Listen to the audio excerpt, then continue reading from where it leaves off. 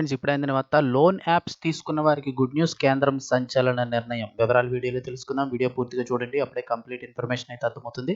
అలాగే ఇంకెవరైనా మన ఛానల్ సబ్స్క్రైబ్ చేసుకోకపోతే వెంటనే సబ్స్క్రైబ్ చేసుకోండి. ప్రభుత్వం నుంచి వచ్చే ముఖ్యమైన అప్డేట్స్ అన్ని మిస్ కాకుండా మీకు ముందుగానే తెలియజేయడం జరుగుతుంది. అలాగే వీడియో తప్పకుండా లైక్ చేయండి. మరింత మందికి సమాచారం చేరుతుంది. మీ ఫ్రెండ్స్ అండ్ ఫ్యామిలీ మెంబర్స్ కూడా వీడియోని షేర్ చేయడం మర్చిపోకండి. వివరాల్లోకి అయితే వెళ్ళిపోదాం. మనందరికీ తెలుసు ఈ మధ్య కాలంలో అయితే గనక యువత ఎక్కువగా ఇన్‌స్టంట్ లోన్ యాప్స్ బారిన పడి ప్రాణాలైతే కోల్పోతున్నారు. వారు విధించే వేధింపులు తట్టుకోలేక, అలాగే కుటుంబ సభ్యుల మధ్య పరువు పోతుందని చాలామంది అయితే గనక ఆత్మహత్యలకైతే పాల్పడుతున్నారు. ఇక వీరిపై కేంద్రం ఇప్పుడు కీలక నిర్ణయం తీసుకుంది.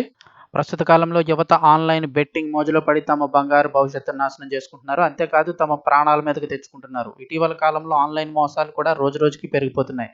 ఇక ఆన్‌లైన్ డబ్బులు తీసుకొని చెల్లించడం లేదని వేధింపులు చేయడంతో వేధింపులు భరించలేక కూడా ఆ యాప్స్ తాలూకా వేధింపులు భరించలేక ఆత్మహత్య చేసుకున్న ఘటనలు వెలుగు చూస్తున్న విషయం తెలిసిందే. చిన్న వయసులోనే ఎంతోమంది ఆత్మహత్యలు చేసుకుంటున్నారు. ఈ క్రమంలో వీటికి చెక్ పెట్టేందుకు కేంద్ర ప్రభుత్వం ఇప్పుడు కీలక నిర్ణయం తీసుకున్నట్లు చెప్తున్నారు.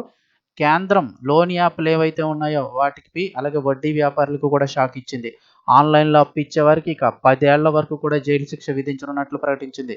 లోన్ యాప్‌ల వేధింపుల కారణంగా ఎంతోమంది ఆత్మహత్య చేసుకుంటున్న నేపథ్యంలో వాటిని ఇప్పుడు కట్టడి చేసేందుకు కొత్త చట్టాన్నయితే తీసుకురానున్నది.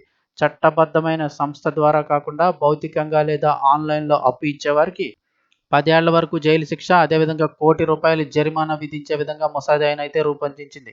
సో, ఇక నుంచి ఏదైనా ఇన్‌స్టంట్ లోన్ యాప్స్ అని చెప్పేసి అలా గనక వడ్డీలకి ఇచ్చినట్లయితే అధిక వడ్డీలు, అదేవిధంగా హెరాస్మెంట్ చేస్తూ వారికి ఆత్మహత్యకైతే పురిగొల్పుతున్నారు. సో, ఇటువంటి యాప్స్ అంటే చట్టబద్ధమైన సంస్థ ద్వారా తీసుకుంటే ఓకే తప్ప, ఇక వేరే ఆన్‌లైన్ యాప్‌ల ద్వారా ఇచ్చినట్లయితే వారికి 10 ఏళ్ల వరకు జైలు శిక్ష, ₹1,00,00,000 జరిమానా అయితే విధించేలాగా ఇప్పుడు చట్టాన్ని రూపొందిస్తున్నారు. దీనివల్ల ఇప్పుడు ఫేక్ యాప్‌లయితే చాలా వరకు తగ్గిపోతాయి.